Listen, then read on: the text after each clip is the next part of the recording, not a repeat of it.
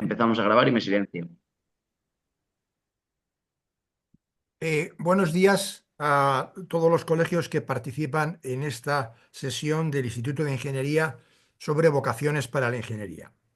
Hoy vamos a hablar o van a hablar, porque yo no voy a presentar, el tema de un tema novedoso que son los nuevos materiales que se están ahora desarrollando. Yo me Ya está. gustaría que los colegios apagaran también el Sí, sí, micrófono ya lo han apagado hoy. hasta el momento en que, en que toque hacer preguntas, ¿no? Entonces, la presentación la coordina José Manuel Torralba y también van a participar Paula Alvaredo, que es profesora de la Universidad Carlos III, y Mónica Echeverría, que, que trabaja en un instituto de materiales. Entonces, bueno, a las dos señoras, José Manuel luego les irá haciendo la presentación. Yo voy a hacer una presentación de José Manuel, que es el primero que tiene que hablar. José Manuel tiene dos grados de ingeniería, uno es metalúrgica y la otra es de armamento. También en esos dos grados luego tiene dos títulos de doctor en cada uno de esos grados. Y ha trabajado mucho tiempo y trabaja ahora en la Universidad Carlos III, ¿no? Y además de ese trabajo en la universidad, que él ahora es el catedrático de Ingeniería en Ciencias en esa universidad, ha colaborado también con la administración, tanto de la Comunidad de Madrid como de otras instituciones de la administración, siempre en el tema suyo especialista de nuevos materiales. Eh, yo creo que, vamos, no sé si quieres añadir alguna cosa más No, como no hace falta. presentación. No hace Pues falta. venga, adelante, José Lo Manuel. digo más que nada para tener más tiempo luego para preguntas y para poder debatir. Me gustaría pues dar las gracias primero porque nos hayáis invitado en esta otra ocasión para hablar del tema de vocaciones en ingeniería. Especialmente creemos que se debe dar énfasis o importancia al papel de la mujer en la ingeniería. Y por ese motivo nuestras dos ponentes van a ser dos mujeres científicas e ingenieras y que realmente pueden animar a muchas jóvenes vocaciones, que sean mujeres, a elegir este camino de la ingeniería y de la ciencia, que es un camino, bajo mi punto de vista, apasionante y donde yo creo que la mujer tiene un papel importante y que cada vez más presencia y más importante. Y para esto, y no me quiero enrollar mucho, voy a presentar a las dos ponentes que tenemos, que son de lujo. Una va a empezar a hablar, la primera que va a hablar es la doctora Mónica Echeverry. Mónica Echeverry es una mujer colombiana que ha sido un poco trotamundos en su formación y en su experiencia como científica de materiales.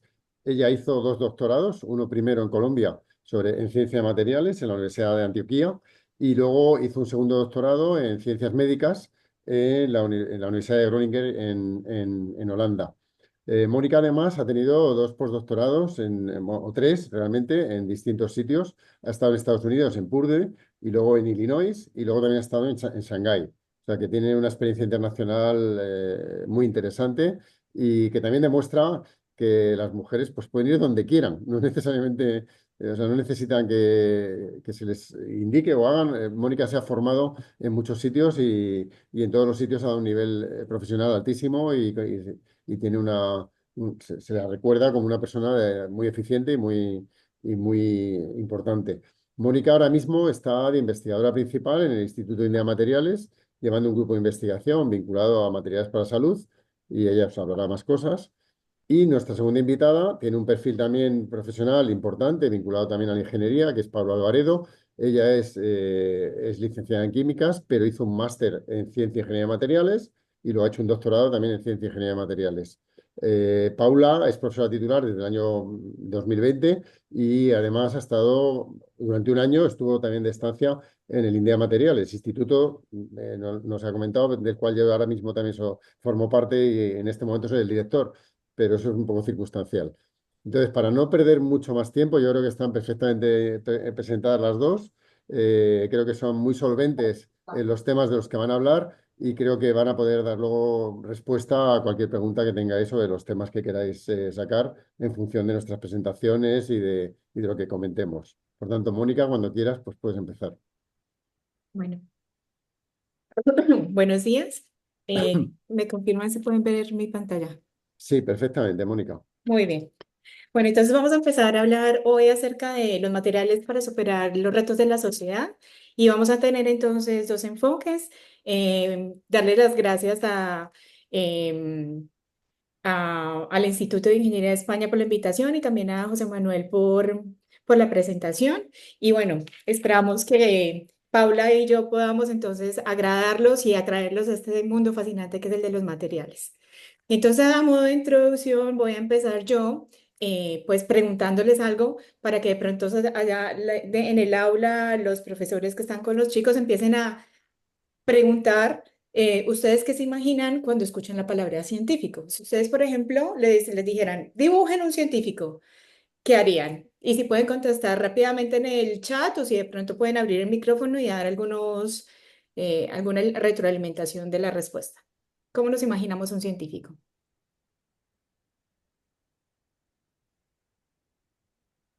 Por si no se animan, yo te digo que normalmente lo que nos imaginamos es un señor mayor con bata Ajá. y medio loco. Y medio loco, muy bien. ¿Y qué dicen los chicos? ¿No se animan? Es una pregunta fácil. Bueno, entonces, continúo basados en lo que nos está diciendo José Manuel, este es más o menos el esquema, yo creo. O sea, todos Sí. pensamos en una Te persona un dice, poco. hay una persona de chat que dicen dos palabras, Einstein, laboratorios, etcétera. Me encanta esa respuesta porque nos dan muchos elementos. Entonces, miren, vemos, por ejemplo, personas que con gafas, con la bata, con un montón de reactivos, y realmente, pues yo creo que es el caso de nosotros tres, que nosotros vamos por la calle y nadie nos está apuntando a decir, ay, esos son científicos. Ser científico muchas veces lo tenemos categorizado como algo que tiene que ser de mentes brillantes, que es una carrera quizás aburrida. Y pues la idea es empezar a romper estereotipos. Entonces, el primer estereotipo es ese, es pensar que la ciencia es divertida, que nos ayuda a progresar en el avance del día a día, a modo tecnológico y a modo de explorar nuevas alternativas.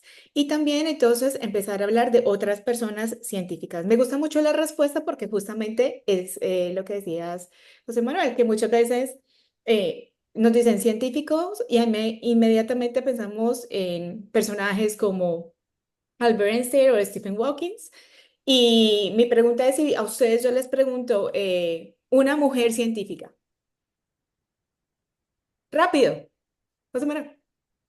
Yo La entonces, primera, la primera. Marie Curie, Pues claro, y esa es muy triste, porque bien, Marie Curie ha sido de las más importantes, de las que todos recordamos. Nos cuesta pensar en mujeres científicas que han sido importantes a través de la historia. Entonces, una de las reflexiones que queremos hacer con esta presentación es invitarlos a decir, bueno, si hay, ser científico no tiene que ser aburrido. Ahora, el rol de la mujer en la ciencia ha sido importante. Acá tenemos algunos ejemplos. Tenemos a Rita Levi Montalcini, que era italiana, que participó con grandes descubrimientos en el área de la neuromedicina y de algunos factores de crecimiento para poder tratar enfermedades neurodegenerativas. O, por ejemplo, el caso de Heidi Lamar, que es muy interesante porque ella era una actriz súper bonita, pero al mismo tiempo también era ingeniera de telecomunicaciones y ayudó en el proceso de las conexiones o comunicaciones inalámbricas, los primeros pasos del Wi-Fi. O Rosalinda Franklin y Margarita Salas, que es un producto español, donde hicieron una gran contribución a lo que es el ADN y la biología molecular. Entonces yo creo que ese es un mensaje, el primer mensaje como que nosotras queremos dejar el día de hoy, es que empecemos a romper paradigmas, que empecemos a mirar otro tipo de nombres y personajes que puedan ser importantes en el entorno de la ciencia y de la mujer. Seguido de esto, pues presentar a una mujer espectacular que es Paula Alvaredo. Mirar que en esta presentación no solamente hablamos de la parte científica, porque acá lo que también queremos mostrar es que somos personas comunes que tenemos una vida normal. Por ejemplo, Paula tiene 2 hijos, en su tiempo libre le gusta salir a viajar, le gusta conocer otros lugares, le gusta ir a conciertos, pintar, estar con la familia y con amigos. Entonces vamos ahora a ver la presentación de Paula y vamos a aprender un poco de ella. Vale, dadme un minuto que voy a compartir mi pantalla. Creo que ya la estáis viendo, ¿no? Estaba hace un momento, pero ahora Ahí, ha desaparecido. ahí, Ahora yo sí. creo que así. Ahí. Bueno, pues como veis, como me ha presentado Mónica, soy Paula Alvaredo y yo no he ganado 2 premios Nobel como Marie Curie, porque muchas veces si nos ponen el listón en 2 premios Nobel, pues muchas veces pensamos que eso es inalcanzable. Yo no he ganado ningún premio, soy una científica sin premios Nobel. Y os queríamos hablar hoy, ya me voy a meter en la parte de materiales. Quiero empezar desde el principio de los materiales, la evolución histórica. Desde la edad de piedra hasta la actualidad, los materiales han sido los protagonistas de los avances de la humanidad, pero ahora también cada vez que tenemos un reto en la sociedad, los materiales es un área que nos puede ayudar al avance de un montón, en un montón de aplicaciones y en un montón de áreas. Podemos ver aquí rápidamente la evolución histórica de los materiales. Podemos ver que empezamos en la Edad de Piedra, donde teníamos el uso rudimentario de herramientas en las que, pues, bueno, eran herramientas muy rudimentarias con las que no se podían hacer pocas cosas. Pasaron a la Edad de Bronce por la necesidad que tenían de tener herramientas y armas más sofisticadas, que no fueran esas rudimentarias de piedra. ¿Y cómo lo hicieron? Encontrando una aleación entre cobre y estaño, que era el bronce. De esa manera tenían materiales un poquito más dúctiles para poder tener herramientas un poquito más sofisticadas. Luego pasamos a la edad de hierro, en la que esas herramientas eran más sofisticadas y con mejores propiedades, con mejor dureza, y eso hizo que hubiera también cambios en la sociedad, en la manera de organizarse. Los materiales también tuvieron un papel importante en la revolución industrial, porque el desarrollo de nuevas fuentes de energía hizo que se pudiera fabricar acero a gran nivel, a gran escala, con lo que ello implica. Y luego, por último, ya acercándonos más a nuestros días, tenemos el desarrollo de la era tecnológica de pues, todos los semiconductores, para microchips, para nanotecnología, que es lo que ha impulsado la comunicación, ha impulsado todo el mundo como lo conocemos ahora, en el año 2025. ¿Cómo creéis que son los retos que tenemos en la sociedad actual? Hemos visto que en la historia, cada vez que teníamos un reto, eran los materiales los que eran capaces de solventarlo. ¿Cuáles creéis vosotros que son los retos a los que nos enfrentamos ahora, en el 2025?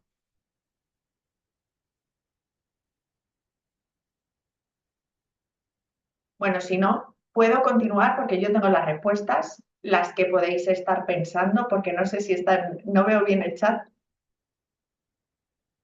Ahí tenéis cuáles pueden ser nuestras necesidades. El aumento de la contaminación, el cambio climático, la necesidad de tener una comunicación rápida, es decir, cada vez queremos tener un mejor smartphone. Cada vez queremos tener transportes que sean más rápidos. El aumento de la producción. Todo esto viene dado también por el aumento, por la superpoblación. No sé si sabéis que ahora la era geológica en la que estamos actualmente se llama el antropoceno.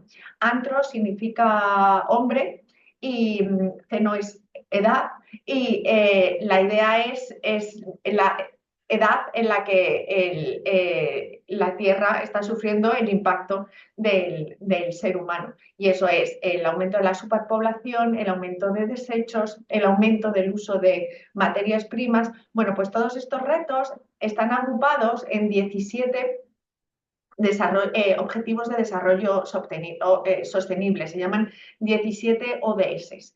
Dentro de estos 17 ODS que han sido clasificados por la Unión Europea, tenemos unos cuantos en los que el desarrollo de la ciencia e ingeniería de materiales puede tener un papel muy importante. ¿Cuáles son los retos y estos ODS en los que puede tener ese papel los materiales? Pues, por ejemplo, una mejor salud, y luego vamos a ver un poquito de biomateriales con Mónica, una mejor infraestructura, unas comunidades y ciudades más sostenibles. ¿Qué pasa? Que para estos retos necesitamos unos ciertos materiales. Esos materiales son materiales estratégicos. ¿Qué significa materiales estratégicos? Son materiales que son esenciales para el desarrollo industrial, para el desarrollo de transporte, para el desarrollo militar de un país o región, pero que sin embargo está limitado o por cuestiones geopolíticas, porque hay dependencia de ciertos países y ahora, perdona, creo que la palabra geopolítica la oímos ahora en todas partes. En cuanto ponemos la radio tenemos la palabra geopolítica, aranceles, guerra comercial. Bueno, pues los materiales estratégicos son aquellos en los que son indispensables para poder ser aplicados en ciertos retos de la sociedad, pero que tienen dependencia de ciertos países o que tienen un impacto ambiental muy alto. Algunos de estos materiales los podemos ver en esta tabla que tenemos aquí, pero quería continuar en la siguiente donde podemos ver realmente dónde están esos materiales. Podemos ver que China copa todas las tierras raras, por ejemplo, que el litio lo podemos encontrar aquí en Sudamérica, el tántalo, el cobalto, que tanto he oído hablar de él, está en África. Bueno, esta es la distribución que tenemos de los materiales estratégicos. Normalmente hablamos o de materiales estratégicos, que son aquellos que son esenciales para los retos a los que nos enfrentamos ahora, y los materiales críticos, que son esenciales, pero que además tenemos problemas para acceder a ellos. Bueno, pues esto es más o menos el mapa del mundo para que podáis entender un poco cuando ponéis la radio y escucháis todas esas noticias o ponéis la tele, pues más o menos que sepáis de qué estamos hablando, de qué están hablando las noticias. ¿Por qué son importantes estos materiales? Pues, por ejemplo, las tierras raras pueden utilizarse, o el silicio se pueden utilizar en paneles solares, en baterías, el litio, muy importante también en baterías recargables y en almacenamiento de energía. Podemos encontrar tierras raras también en ciertas partes de los coches eléctricos, tantalio en chips, semiconductores. Como veis, todos estos materiales estratégicos se aplican en diferentes soluciones y dan solución a los retos a los que nos estamos enfrentando. Por ejemplo, para que nos hagamos una idea de la importancia de todos estos materiales estratégicos, vamos a destripar un smartphone. Podemos ver que un smartphone, que todos tenemos un móvil, todos queremos tener otro móvil mucho mejor del que tenemos y lo cambiamos cada X tiempo, simplemente para el smartphone tenemos dependencia de un montón de elementos. Podemos ver muchas tierras raras que tienen un bajito grado de reciclabilidad, tenemos metales preciosos, tenemos otra vez litio, tenemos cobalto, tenemos tantalio. Entonces, solamente con esto lo que quiero reflejar es que veáis la importancia de todos estos materiales en nuestro día a día. Ahora, una vez que os he contado cuáles son los problemas, cuáles son los retos y dónde estamos, os voy a contar un poco en qué trabajo yo. Yo trabajo en el desarrollo de nuevos materiales que puedan cumplir ciertos retos en los que nos enfrentamos ahora. Por ejemplo, uno de los retos es que queremos tener un transporte más eficaz. ¿Cómo lo podemos hacer? Para tener un transporte más eficaz necesitamos materiales que aguanten temperaturas muy altas. Cuando digo temperaturas muy altas, me refiero a 1000 grados centígrados, 900, 1000 grados centígrados. Temperaturas muy altas. ¿Por qué? Porque para eso os voy a explicar cómo funciona esta turbina de un avión. Esta turbina de un avión coge el gas, el aire que está en el exterior, ese gas del exterior se introduce en esta cámara de combustión. En esta cámara de combustión un compresor aumenta la temperatura de esos gases y la presión, y esos gases a muy alta temperatura salen por el final de la turbina. Estos gases con alta temperatura y alta presión lo que hacen es que empujan contra el aire que está fuera a otra temperatura, y ese empuje es lo que hace que la turbina se mueva y el avión se mueva. Vale. Cuanto más temperatura tengan esos gases, mayor va a ser el empuje, más rápido va a ir el avión, menos combustible vamos a necesitar. En esta gráfica podéis ver que el consumo de combustible se reduce drásticamente al aumentar la temperatura de los gases de salida. Para eso, ¿qué necesitamos? Materiales que aguanten esas temperaturas tan elevadas de las que estamos hablando. Otra de las aplicaciones que podemos tener de materiales que aguanten estas condiciones extremas puede estar relacionada también con el desarrollo de nuevas fuentes de energía, como energías renovables. Otra de las investigaciones en las que estoy involucrada es, por ejemplo, la fabricación de aleaciones que tengan una elevada resistencia a la corrosión en alta temperatura. ¿Por qué? Mirad, esto es una central termosolar. En esta central termosolar, un espejo recoge el receptor, recoge calor del sol. Este calor se transporta con sales fundidas, sales de nitratos a alta temperatura, fundidas a 560 grados, lo transportan hacia un almacén. Ese calor calienta agua y el agua se transforma en vapor, y ese vapor es el que genera la electricidad. Vale, ¿qué necesitamos? Materiales que sean capaces de aguantar 560 grados de sales, con un montón de iones que son muy corrosivos, y más si estamos a elevada temperatura. Necesitamos, para poder aumentar esa temperatura de las sales, para poder tener centrales termosolares más eficientes, necesitamos tener materiales que aguanten ese ambiente tan corrosivo a alta temperatura. Otro de los ejemplos, otra de las aplicaciones en las que la ciencia e ingeniería de materiales puede abordar los retos de la sociedad actual son, por ejemplo, la energía con hidrógeno verde. Todos hemos oído hablar del hidrógeno verde. Vale. ¿Qué problema tenemos con el hidrógeno? Que para poder almacenarlo y transportarlo necesitamos materiales, metales que sean capaces de aguantar y de soportar ese hidrógeno. ¿Por qué? El hidrógeno es una molécula muy chiquitita. Ese hidrógeno es capaz de entrar, de difundir en el material metálico, y puede fragilizarlo. Necesitamos tener materiales que sean capaces de aguantar la fragilización por esta molécula tan pequeñita. ¿Cómo lo estamos haciendo? Pues nosotros lo que hacemos es, en mi caso en concreto, lo que hacemos es diseñar aleaciones metálicas.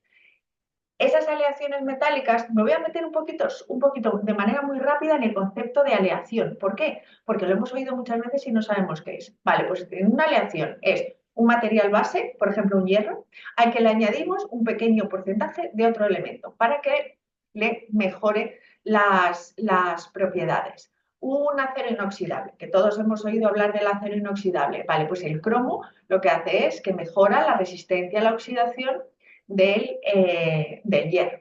Eso es una aleación.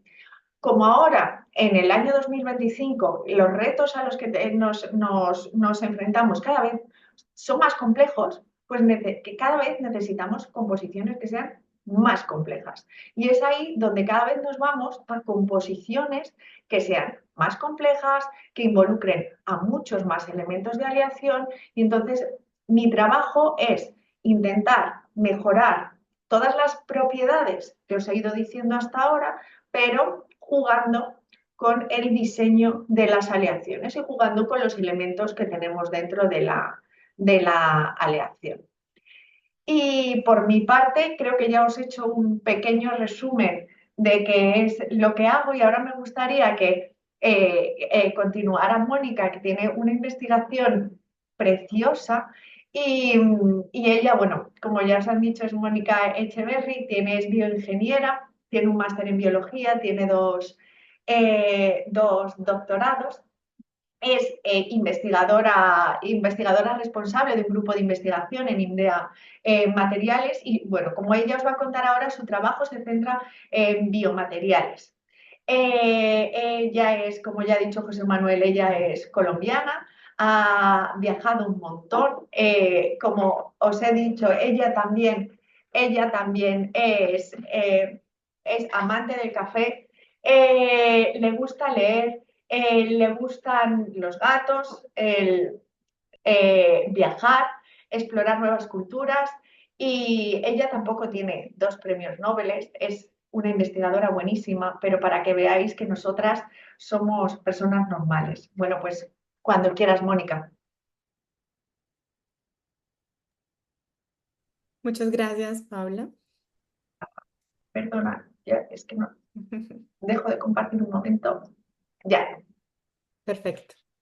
Bueno, entonces vamos a cambiar de énfasis, pero no de tema. Vamos a seguir hablando de materiales, pero esta vez entonces vamos a hablar de un enfoque diferente dentro de lo que tiene que ver mi expertise. Y esa tiene que ver con los materiales para la salud. Entonces, los materiales que Paula explicó tienen una aplicación a nivel industrial muy clara, pero no todos los materiales que utilizamos para construir un carro, para construir una casa o para generar energía, pues pueden ser introducidos en el cuerpo. Entonces, cuando hablamos de materiales para la salud, estamos hablando de materiales que van a cumplir un concepto que se llama biocompatibilidad, que quiere decir que mi cuerpo no lo va a rechazar. Entonces, voy a empezar la presentación generando 2 preguntas. Entonces, una es, ¿será que podemos hacer órganos en el laboratorio? Y la segunda es, ¿cómo poder usar esos materiales para poder mejorar la calidad de vida de las personas? Entonces, cuando hablamos, yo soy bioingeniera, o más conocido también como ingeniera biomédica, y también este es un mensaje para las personas que de pronto están diciendo, ay, tengo que escoger mi carrera y me gusta la ingeniería, pero también me gusta la medicina o la biología y no sé por cuál decidirme. Esta puede ser una excelente opción porque reúnen elementos de las dos áreas súper interesantes. Entonces, también como modo de concepto, nosotros pensamos que esta carrera es nueva, que apenas la están ofreciendo las universidades hace unos años, y que cuando comparamos con otras ingenierías, pues esta es una carrera emergente y es real. Pero como concepto, la bioingeniería es muy, muy, muy antiguo. O sea, siempre hemos tenido que solucionar problemas de la salud, y para solucionarlo hemos tenido que utilizar muchos instrumentos o herramientas que encontramos en la naturaleza. Entonces, por ejemplo, cuando se hacían cirugías en la antigüedad, se utilizaban piedras o huesos de animales afilados que servían como bisturís para poder cortar, o incluso madera para algunas prótesis, y los metales, por supuesto. Incluso también, por ejemplo, la antigua anestesia eran plantas que podían tener o algunos hongos que tuvieran algunos efectos alucinógenos, o incluso también, por ejemplo, el alcohol, que lo usaban para tener unas buenas borracheras, era un buen método para esterilizar heridas o para poder evitar infecciones. Entonces, yo quiero abrir pues como el gran tema con un ejemplar que es el pirata. El pirata, yo creo que es una figura de la antigüedad que nos sirve mucho, porque él tiene 3 elementos de ingeniería biomédica que, pues, si entramos a analizarlos, pues vamos a ver que no son tan nuevos como pensamos. Y entonces, cuando nosotros pensamos en un pirata, pues vamos a encontrar ¿cuáles son los elementos que se destacan más? Entonces vamos a decir que el parche, que el garfio y que la pata de palo. Y vamos a ver entonces acá tres tipos de implantes o de prótesis que sirven para poder explicar el uso de los biomateriales. Por ejemplo, la pata de palo servía porque era un material que se podía encontrar en la naturaleza, era liviano, el pirata podía moverse fácilmente, pero quizás no era una buena idea si el pirata está en un entorno como el mar. O si, por ejemplo, llegaba a una supercolonia de termitas, no creo que fuese una buena idea. Pero, por ejemplo, el garfio era un metal que tenía una impresión de un dedo que le permitía agarrar cosas al mismo tiempo que también podía servir como un arma de defensa. Y luego tenemos el parche, en el caso de que el pirata ha perdido el ojo, entonces no solamente como una estrategia estética, sino también en una forma de proteger la cavidad ocular que ha perdido para que no le entren infecciones. Entonces, esta es una forma sencilla de ilustrar cómo este tipo de aplicaciones vienen desde muy atrás. Pero lo que es una realidad es que nosotros en el día a día, y todos hemos estado expuestos y lo vemos en nuestros familiares, que nuestro cuerpo está expuesto a daños y a enfermedades. Y estas pueden ser porque sufrimos un trauma, un accidente, o porque tenemos una enfermedad degenerativa, que puede ser congénita, o sea, que nacemos con ella, o que se va desarrollando a través del tiempo por una enfermedad degenerativa, ¿sí? Entonces, ¿cómo puede contribuir el área de los biomateriales o de la ingeniería con este tipo de contexto? Entonces, la idea es que si tenemos algo malo en el cuerpo, la idea es que podamos reemplazar o mejorar la función y que lo podamos hacer de una forma eficiente y rápida. Pero entonces, ¿cómo podríamos hacer eso? Y entonces acá tenemos dos casos porque la presentación va a estar enfocada más en una implante de hueso y en una aplicación cardiovascular. Pero si empezamos a mirar, cualquier parte de nuestro cuerpo puede ser reemplazada o puede ser rehabilitada a través de lo que es el uso de los biomateriales. Entonces, lo importante es que cuando estamos trabajando en el área del descubrimiento de los materiales, tenemos dos rutas. Entonces puede ser que nosotros tenemos un material que es súper interesante, que queremos ver en qué lo podemos aplicar, porque ya ha funcionado para otras cosas, o porque lo descubrimos, o porque no.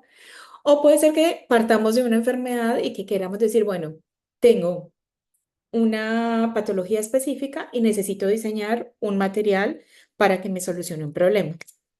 Entonces acá básicamente tenemos este ciclo donde nosotros lo que hacemos es partir del paciente. Empezamos con una enfermedad, analizamos el paciente qué es lo que necesita y luego nos vamos para lo que es la ciencia de los materiales. Dentro de la ciencia de los materiales, entonces vamos a mirar, vamos a escoger cuál es el material que mejor se nos ajusta con respecto a la composición, con respecto a las propiedades mecánicas, si tiene que ser flexible, si tiene que ser duro, si tiene que ser poroso, si tiene que ser denso.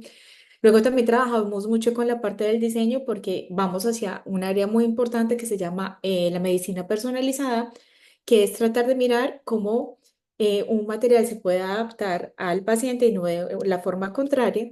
Y ya luego, pues no nos quedamos solamente en la parte de la ingeniería, sino que nos vamos para el área de la biología y lo que hacemos es que ponemos células en contacto con este material que diseñamos y vemos si a las células les gusta más o si se desarrolla una enfermedad, una respuesta inflamatoria o empezamos a hacer la validación. Cuando miramos esto en un entorno in vitro, eso quiere decir que in vitro quiere decir como en el vidrio, en el laboratorio.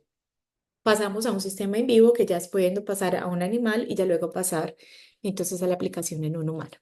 Entonces, como les decía, la ingeniería biomédica y lo que es el mundo de los biomateriales es muy interesante porque hace que converjan diferentes áreas del conocimiento muy distintas pero complementarias como son la medicina, la biología y la ingeniería. Entonces, también esta es como una invitación para que miren si de pronto esta puede ser alguna de las áreas en las que a ustedes les gustaría trabajar porque es muy, muy interdisciplinario. Y bueno, básicamente yo quiero explicar el uso de los biomateriales a través de dos casos concretos. Uno es a través del uso de los metales degradables. Los metales degradables, todos conocemos que hay metales en la naturaleza, pero hay unos que tienen unas propiedades específicas y estos tres los traigo porque son los que son biocompatibles, que son los que tienen la capacidad de desaparecer con el tiempo. Entonces, estos son el hierro, el zinc y el magnesio. Y dentro de esas propiedades de desaparecer o de degradarse, pues lo hacen en una velocidad que puede ser más alta y más baja. Estos tres elementos son súper importantes para funciones biológicas, ¿sí? Nuestras células lo necesitan para desarrollar actividades de locomoción, funcionales, para la sangre, para los huesos. Entonces, son materiales que una vez cuando se van absorbiendo, si tenemos un exceso, lo eliminamos por orina.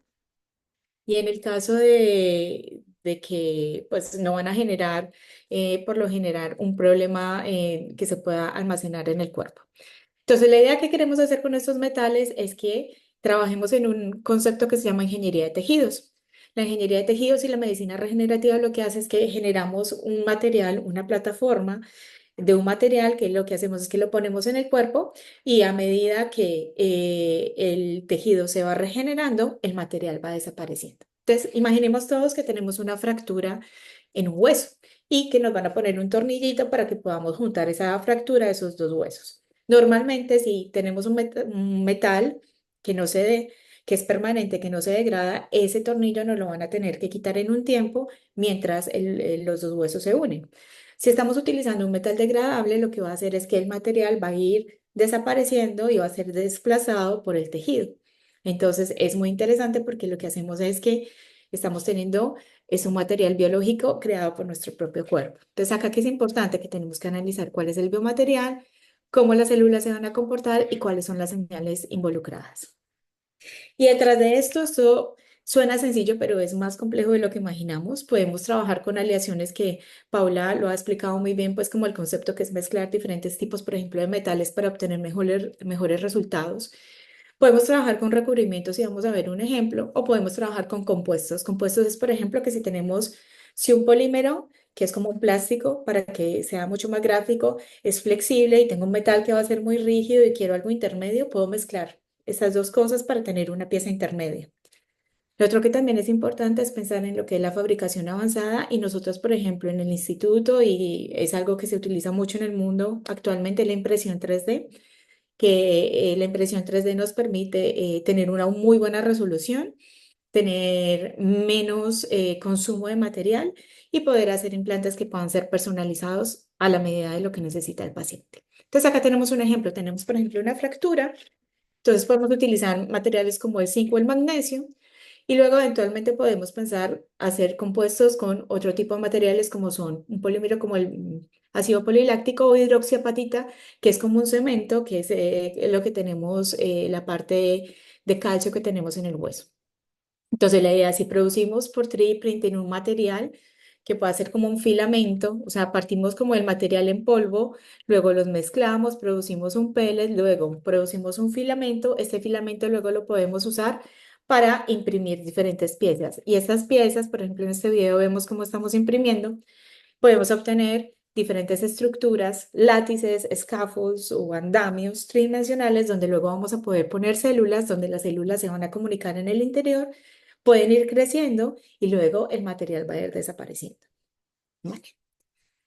Otra aplicación que tenemos es en el tema de las enfermedades cardiovasculares. Tenemos dos ejemplos básicamente, uno que es la estenosis, que es en un vaso sanguíneo cuando tenemos una placa de grasa.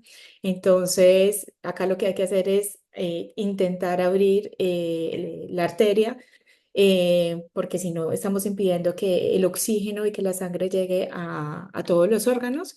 Y luego tenemos un aneurisma, que el aneurisma es la dilatación de un vaso sanguíneo, que en el caso en el que tenga una ruptura, pues tenemos una hemorragia y esto conlleva a la muerte.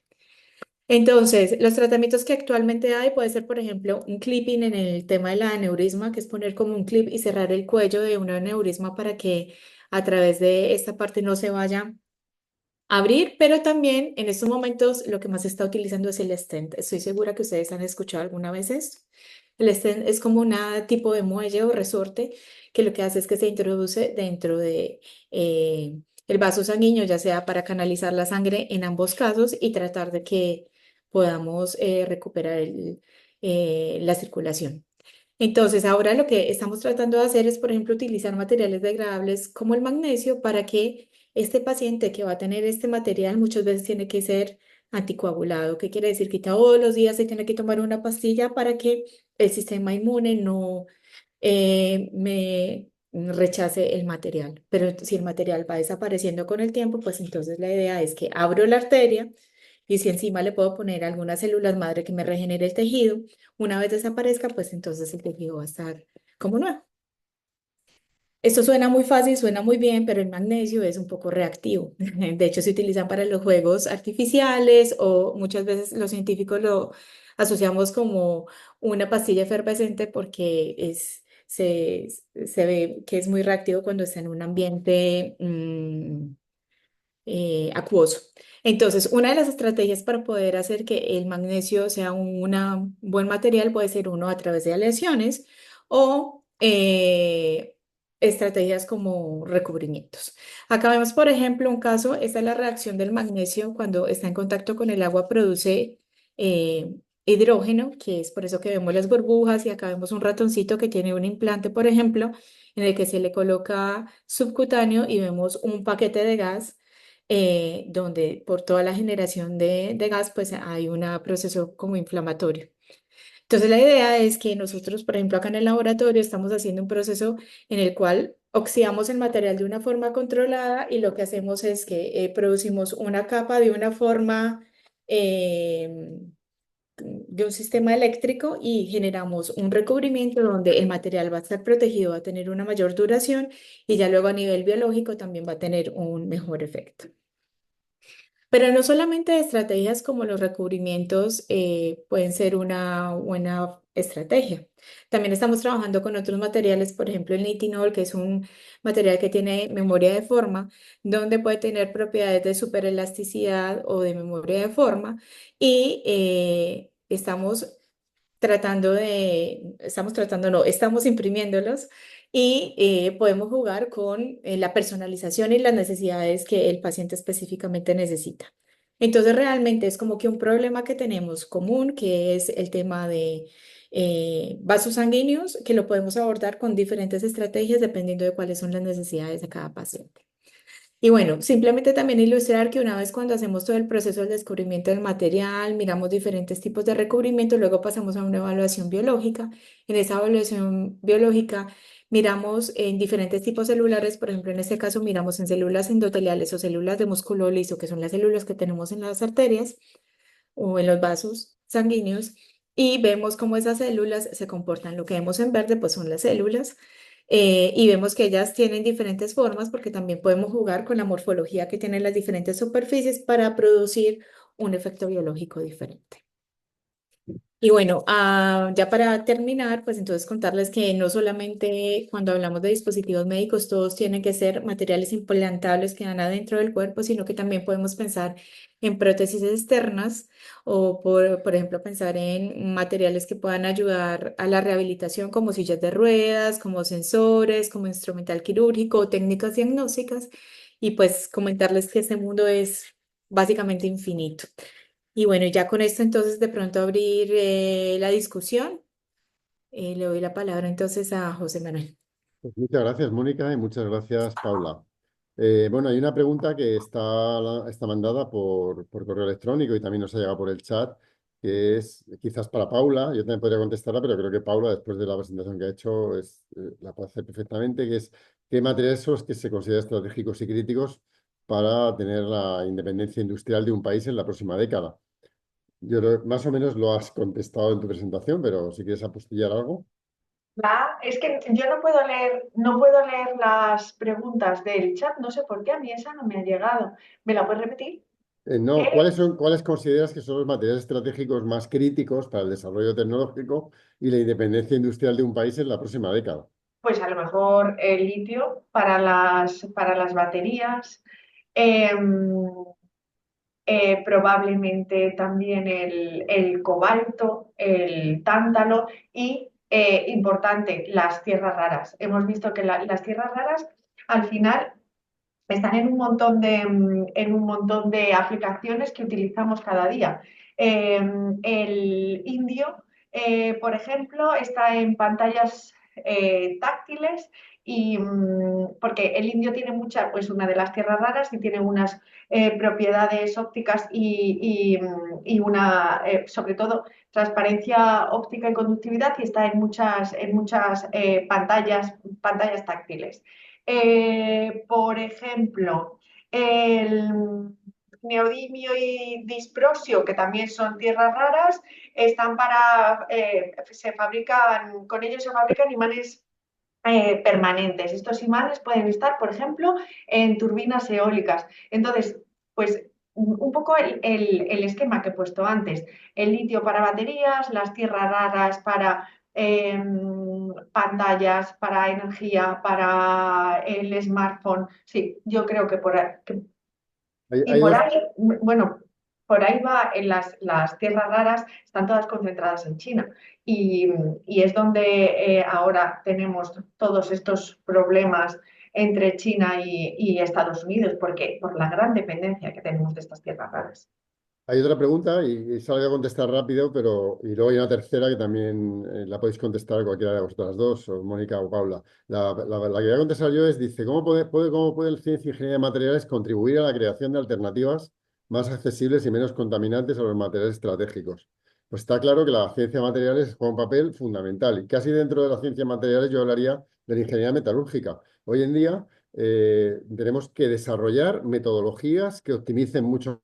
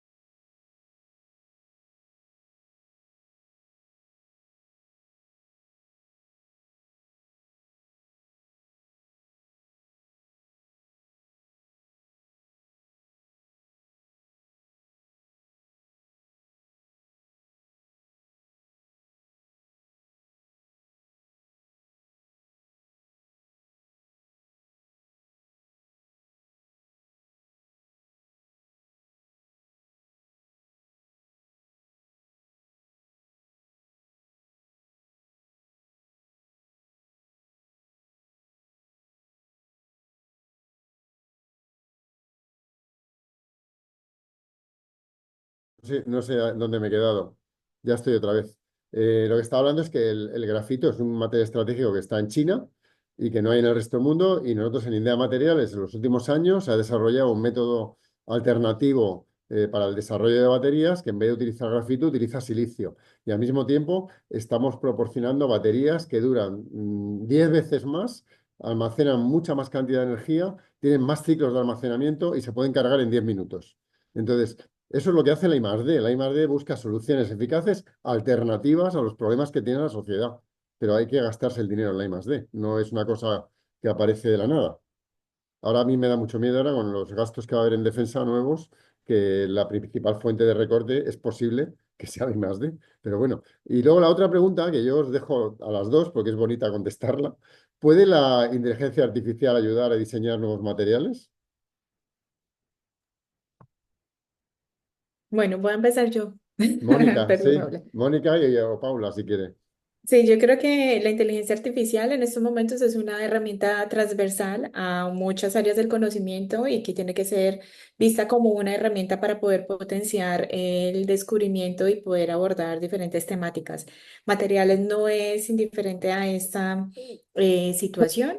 Nosotros, por ejemplo, incluso en estos momentos estamos trabajando en un proyecto donde estamos trabajando procesos de machine learning, automatización e inteligencia artificial, donde estamos tratando de mirar cómo manipular y cómo manejar datos para poder hacer el descubrimiento de nuevos materiales, en este caso en el área de la salud, donde puedan ser de una forma racional. Que esto también va ligado con la parte de sostenibilidad, porque la idea es no empezar a evaluar materiales indiferentemente, sino que basados en un principio de en que, según lo que hay en la literatura, lo que se ha reportado en otros estudios y algunos tipos de fenómenos que se pueden comparar entre ellos, que puedan ser potenciales para que sirva como de filtro para poder llegar hasta una evaluación. Entonces, eso desde mi lado. No sé si Paula Eh, quiera complementar con algo. Yo, más o menos, la respuesta es básicamente la misma, porque también tenemos un proyecto en el que también está José Manuel, en el que aplicamos Machine Learning para el diseño de nuevos materiales y aplicando también el concepto de sostenibilidad. Y solamente recalcar una frase que ha dicho Mónica. Esto pasa en materiales y pasa también en el desarrollo de inteligencia artificial en otras áreas. Necesitamos datos. La inteligencia artificial necesita ser alimentada de datos. Entonces, es la restricción que tenemos en materiales, que para que la inteligencia artificial te dé, la tienes que alimentar y necesitas una fuente de datos enorme que yo creo que nosotros ahora donde tenemos que trabajar es eso, generar datos para alimentar la inteligencia artificial. Hay una cosa que han dicho las dos y yo apostillaría y es que no es que ayude a diseñar los materiales. Ahora yo creo que casi diría que es imprescindible. Y luego hay una pregunta que dice que ¿cómo es la situación de España en reservas de metales o materiales? Pues desgraciadamente en algunas cosas es buena, pero en otras es muy mala. En España tiene reservas, por ejemplo, de litio. Y España tiene algunas reservas de wolframio y algunas reservas de otros materiales, incluso de cobalto. Pero, ¿cuál es el problema que tenemos en España y en Europa en general? Primero, tenemos pocas reservas en comparación con China, con Rusia, con Sudamérica, con África. Hay que tener en cuenta que África, además, todas las minas africanas están controladas por China. Es decir, que al final África es como si fuera China, casi. ¿Y cuál es el problema que tenemos en España y en la Unión Europea? Pues que tenemos unas legislaciones medioambientales que casi prácticamente impiden la minería de cosas. Es decir, que por un lado no tenemos reservas, pero por otro lado tenemos una legislación que pone muy difícil la explotación de recursos en España y en Europa. Entonces, bueno, ahí tendríamos que hacernos ver un poquito. Más preguntas, a ver, que está ya el chat vacío. Yo creo que había alguna pregunta más, estaba en algún correo electrónico, pero si tenéis, si tenéis ganas de resolver alguna inquietud o alguna cuestión, yo si no seguimos hablando de lo mismo, y es el tema de los recursos. Los recursos en Europa, desgraciadamente, tenemos muy poquitos. Los países europeos no se significan precisamente por tener grandes reservas mundiales en ninguno de los metales que ha hablado Paula. Pero luego hay otras cosas importantes. Paula también ha hablado de metales corrientes, de los metales que se usan en el día a día. Por ejemplo, para todo y que no son de momento estratégicos, ni críticos, ni esenciales, como por ejemplo el cobre o como por ejemplo el hierro. Pero nuestra voracidad consumidora, por culpa, entre comillas, de las nuevas energías y de las nuevas tecnologías y de los nuevos métodos de fabricar, es tan alta que estamos en algunos casos duplicando nuestro consumo mundial en cuestión de 10-15, cada 10-15 años duplicamos el consumo mundial de algunos de estos metales. Un ejemplo clarísimo es el acero. El acero es una aleación utilizada prácticamente para todo. O sea, no existe aplicación industrial donde no se consuma acero, incluyendo las nuevas energías, la eólica, la solar, los coches, etc. Entonces, el acero en los últimos, vamos a decir, 15 años ha duplicado su consumo mundial de 1.000 millones de toneladas a 2.000 millones de toneladas. Y una cosa que nos debería hacer reflexionar es que esa duplicación del consumo se debe a que China ahora consume la mitad del acero mundial. Es decir, hace 15 años el mundo entero consumía 1.000 millones y ahora el mundo entero consume 2.000 millones, de los cuales 1.000 millones los consume China. Y luego hay otra cifra que a mí me produce escalofríos, y es que en los próximos 15 años, vamos a contar 20 años incluyendo los últimos 5, vamos a consumir más cobre que todo el cobre que se ha consumido en la historia de la humanidad. Yo creo que eso es una cifra muy interesante, del orden de 700 millones de toneladas. En toda la historia se han consumido 700 millones de toneladas y en los próximos 15 años vamos a consumir otros 700 millones de toneladas, igual que en toda la historia de la humanidad. Bueno, y hay más preguntas, o sea que me voy a callar y vamos a intentar contestarlas. Desde una perspectiva económica y social, ¿cómo puede la inversión en materiales estratégicos generar empleo y potenciar la competitividad de un país? Es decir, yo lo que creo, para abrir el hielo, es que ahora mismo los metales estratégicos están en el desarrollo de cualquier tecnología. O sea, todas las tecnologías consumen metales, todas. Entonces, hoy en día no podemos pensar ni en empleo ni en competitividad si no pensamos en el desarrollo de metales y el aprovechamiento de los metales. No sé qué pensáis vosotras. Más o menos lo mismo. Es, hemos visto que los materiales estratégicos están justo en los grandes retos. Por supuesto, no tengo mucho más que decir a lo que has dicho tú. Mónica ha puesto algunos ejemplos. Hay ahora metales que se está utilizando para ámbito para bioaplicaciones, que también son complicados de obtener, manejar, alear, desarrollar. El nitinol, que eso es titanio y níquel, es decir, las superaleaciones se utilizan en algunas aplicaciones, el magnesio es un material complejo, pero bueno. Y ahí, mira, esta es para ti, Paula. Algo relacionado con el reciclaje. Algo relacionado con el reciclaje. Eh, bueno, a lo mejor esa la puede contestar el gran experto en reciclaje de metales ahora es José Manuel. Bueno, He puesto he hecho ese dibujo de los materiales en el smartphone porque me parece que es muy representativo de, de cuáles son los materiales estratégicos y cuál es el grado de reciclabilidad, que al final los más preocupantes son los que menos porcentaje de reciclabilidad tienen. Pero, por bueno, ejemplo, acá, perdón, sí, sí, que a mí perdona, algo tú, que me gustaría, adelante. que algo a mí que me gustaría mencionar desde la parte biomédica, más allá del reciclaje, también el tema de sostenibilidad, por ejemplo, que el tema de que cuando usamos técnicas como el 3D printing, o sea, normalmente uno puede tener piezas donde haces moldes y hay una cantidad de desecho que se produce, pero cuando haces cosas a la medida, pues estás economizando material y cuando estás pensando en materiales que son degradables, entonces también estás pensando en alguna forma en materiales que son amigables con el medio ambiente. Entonces también yo pienso como que al menos desde la parte biomédica, esa es una tendencia no solamente de que no tengas nada en el cuerpo por mucho tiempo, sino que también pueda ser bueno para la naturaleza. Nosotros ahora también tenemos un proyecto en el que intentamos fabricar materiales por additive manufacturing, pero que provengan de chatarras. Entonces ahora yo creo que uno de los grandes puntos de líneas de investigación es la utilización de chatarras. Y es más, la utilización de inteligencia artificial para seleccionar las composiciones más adecuadas de esas chatarras para poder combinarlas. Paula. Y Mónica, no sé si tenemos mucho tiempo más. Me dirijo casi a Antonio o a a los que han organizado la sesión. ¿Hasta cuánto tiempo tenemos y cuánto podemos Hola, seguir? Paula, sí, yo creo que ya digo, porque normalmente el tiempo es el de una clase, los alumnos toman el tiempo de una clase para escuchar la videoconferencia, entonces es una hora y a veces lo que les ocurre es que tienen que empezar la clase siguiente y se desconectan como ya está ocurriendo. Así que yo Yo creo quería, antes de acabar, una cosa muy rápida.